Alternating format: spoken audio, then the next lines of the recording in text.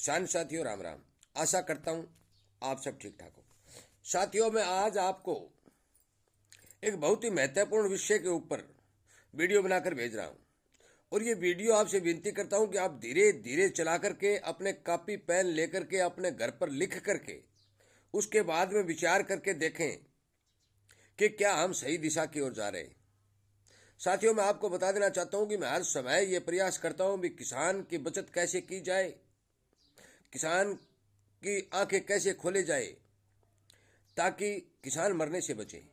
और इसीलिए आपसे विनय निवेदन करता हूं कि आप इस चैनल के साथ जुड़ें, इसे शेयर करें, अपने दोस्तों को जोड़ें ताकि उन्हें भी इस तरह की जानकारी मिलती रहे और वो नुकसान में न आए।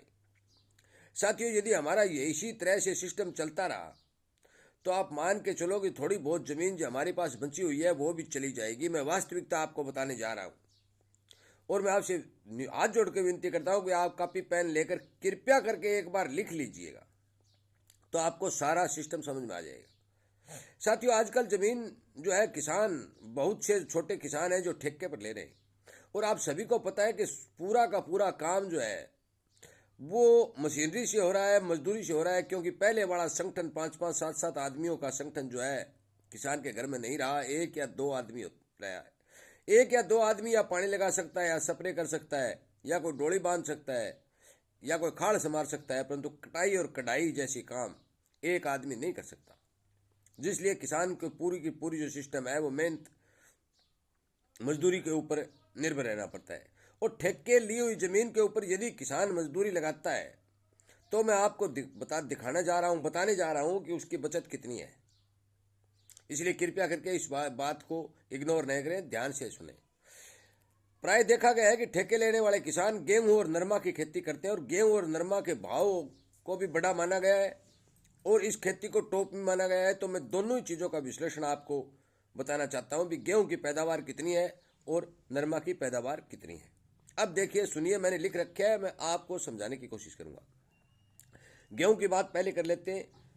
1800 रुपये बिजाई के टाइम बुआई के लगते हैं, 1500 डीएपी, 1700 यूरिया, 1500 बीज, 200 बीज उपचारित, 500 रुपये जई वाली स्प्रे, 300 रुपये पलके वाली स्प्रे, 1000 रुपये एनपीके पोटास जो ताकत की हम स्प्रे करते हैं गेहूं के अंदर, वो 1200 रुपये रिपर से कटाई, 1500 रुपये भरोटी की बंधाई, 3500 रुपये गेहूं की कटाई ट्रैक्टर से, 1000 रुपये मंडी तक पहुंचाने के लगते हैं जो ट्रैक्टर में डाल के हम मंडी में ले जाते हैं, 25,000 रुपये हमने ठेका दे दिया है, 3,000 रुपये 25,000 का ब्याज बन गया है, 2,000 का डीजल जो है, क्योंकि नहर के पानी से अकेले से खेती नहीं पक सकती, या तो हमें ट्यूबवेल किराए पर चलाने पड़ेंगे या फिर डीजल बांटना पड़ेगा, तो 2,000 रुपये का डीजल लग जाएगा। कुल मिलाकर ये रकम जो बैठती है ये 44,700 रुपये बैठती है। और पैदा कितनी होती है? यदि 50 मण गेहूं निकलती है तो 20 कुंटल हो गया। 20 कुंटल के सीधे सीधे मान के चलो कि 44,000 रुपये, 200 के हिसाब से 46,000 रुपये की पैदा हुई। खर्च हो गया हमारा 44,000 रुपये, जिसमें हमने जो हाथ से काम किया वो हो गया जीरो। उसका एक पैसा हमें नहीं मिला। और वही 50 मण निकली है तब, यदि मौसम की मार हो जाती है, 45 निकलती है, 40 निकलती है, तो उसमें नुकसान और उठ पड़ गया। अब हिसाब लगाओ कि गेहूं के अंदर, ठेके वाली जमीन के अंदर क्या बचा। मैं आपसे विनय निवेदन करता हूं कि आप एक फसल जो ले रहे हैं,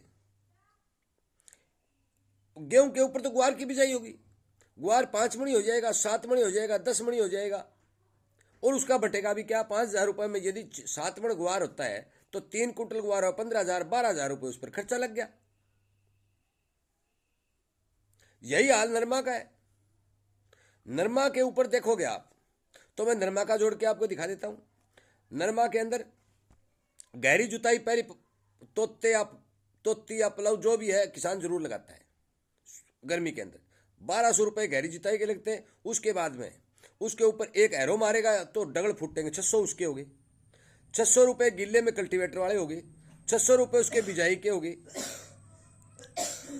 और 3 बार यदि छिल्लर निकालेगा उस किसान तो 1,800 रुपये वो हो गए। आप हिसाब लगाओ कि 1,500 रुपये का बीज पड़ गया, 1,500 रुपये का 1 कट्टा डीएपी पड़ गया, 400 रुपये का 1 कट्टा सुपर का पड़ गया, 2 कट्टा यूरिया पड़ गया 700 रुपये की, 2,000 रुपये का एनपीके और पट्टा जो ताकत की स्प्रे हम लाते हैं पैकेट भर भर के, वो स्प्रे 3-4 स्प्रे हम निकालते हैं तो 300 रुपये से कम स्प्रे वो नहीं पड़ती।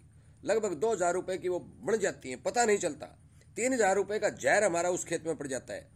और यदि 8 कुंटल नरमा उस खेत के अंदर निकलता है 20 मण, तो 70 रुपये दड़ी के हिसाब से चुगाई है। 12,000 रुपये प्रति किले का खर्चा नरमा की चुगाई का आ जाता है साथियों। मान के चलो 25,000 आपने ठेका दे दिया, 3,000 रुपये उसका ब्याज हो गया, 1,000 2,000 का डीजल बन गया, ये रकम बन जाती है 56,100 रुपये। और यदि 8 क्विंटल नरमा आज के भाव में बढ़ता है 48,000 रुपये का, यही हाल सरसों का है। 10 मण और 12 मण मरगोजा हो गया, पाला मार गया। साथियों मैं आपको बता देना चाहता हूं कि छोटा किसान जो ठेके पर जमीन ले रहा है उसकी उन्नति क्यों नहीं हो रही है, जो बटाई पर जमीन ले रहा है उसकी उन्नति क्यों नहीं हो रही है, क्योंकि उसका मेहनत ताना नहीं बनता। आध वाला जो आधे हिस्से पर जो खेती कर रहा है उसकी बुआई पूरी उसकी लग गई, मेहनत उसकी सारी मजदूरी उसकी लग गई, ऊपर से खर्चा और उसका लग गया। साथियों ये एक विडंबना है कि हम सब ने आपस में टकराव करके कंपटीशन करके जमीन का किराया इतना ज्यादा बढ़ा दिया कि बचत निकलने का कोई कहीं चांस ही नहीं रहा। साथियों मैं आपको यह बता देना चाहता हूं कि यदि इसी तरह से इतना महंगा ठेका देते रहे तो आप मान के चलो कि ये आप जितना भी नुकसान हो रहा है इसकी भरपाई कहां से करेंगे। हमारे एरिया में नरमा, गेहूं और सरसों, मैंने आपको ये सर्वेक्षण बताया है और पूरा लिख के बताया, आप अपने घर पे भी लिख सकते हैं। जो किसान मजदूरी के ऊपर जितना मोटा मोटा काम मजदूरी पर कराता है, एक आदमी है वो स्प्रे खुद कर लेता है, पानी खुद लगा लेता है, वो तो मैंने मजदूरी जोड़ी नहीं।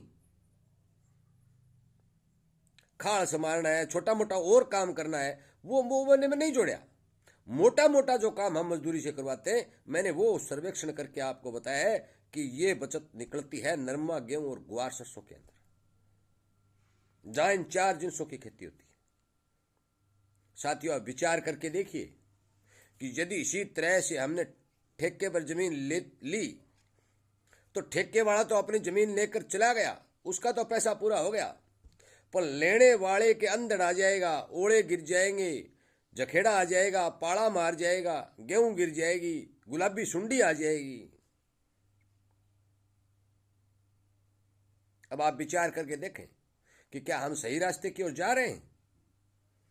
और यदि जा रहे हैं और यदि इसी तरह जाते रहे तो भी दिन दूर नहीं कि हम बहुत से किसानों की जमीन नीलाम होने में वक्त नहीं लगेगा, क्योंकि साहूकार का कर्ज दिन ब दिन बढ़ता जा रहा है। किसान नीची नाड़ करके, नीचा सिर करके, खर्च को सिर पर उठा के, हर तरह से कंपटीशन कर करके और जमीनें ठेके पर लेकर खेती कर रहा है। जमीन का किराया इतना ज्यादा है कि आज के भाव में, आज की पैदावार में वो किराया सही नहीं है। खाद बीज और दवाई आदि की इतनी महंगाई बढ़ गई है, और यदि नहर थोड़ा पानी कम दे देती है और डीजल लगाना पड़ता है तो मान के चलो कि डीजल तो 1,000 रुपये प्रति एकड़ के हिसाब से भी हम 10 लीटर तो पक्का ही बढ़ेगा। इसलिए कृपया करके साथियों मेरी बात पर ध्यान दें, अपनी खेती सोच विचार के करें, अन्यथा ठेके पर लेने वाले किसान बहुत बड़े नुकसान की ओर जा रहे हैं। कंपटीशन नहीं करें। कई गांवों में मैंने देखा था कि ठेके पर जिस टाइम जमीन दी जा रही थी तो किसानों ने यह बात कही थी, परंतु अब पंचायतों की जमीन जो है ठेके पर दी जा रही है और उनमें किसान आपस में टकराव बना रहा है। यदि किसान टकराव बनाएगा और उसकी बोली लगाकर इतना बड़ा भाव दे देगा तो वो पूरा कैसे करेगा। साथियों मेरा आपसे विनय निवेदन है कि इस वीडियो को ज़्यादा से ज़्यादा शेयर करें और इसी तरह की जानकारी आपको समझाने के लिए इस चैनल पर देने जा रहा हूं, चाहे वो जमीन बिरानी का ठेका हो, चाहे वो नहरी का ठेका हो, और कितना उस जमीन में खर्च आता है वो सिस्टम बताने की कोशिश कर रहा हूं और आपको सावधान करने की कोशिश कर रहा हूं कि आने वाले समय के अंदर महंगाई तो बढ़ेगी, अनाज के भाव बढ़े या नहीं बढ़े इसकी कोई गारंटी नहीं है। इसलिए कृपया करके ध्यान दें, मेरी बात को इग्नोर न करें, सावधान रहें, सचेत रहें। मेरा वीडियो सुनने के लिए, चैनल को प्यार देने के लिए और संगठन के साथ जुड़ के इसको बढ़ाने के लिए आपका बहुत बहुत धन्यवाद।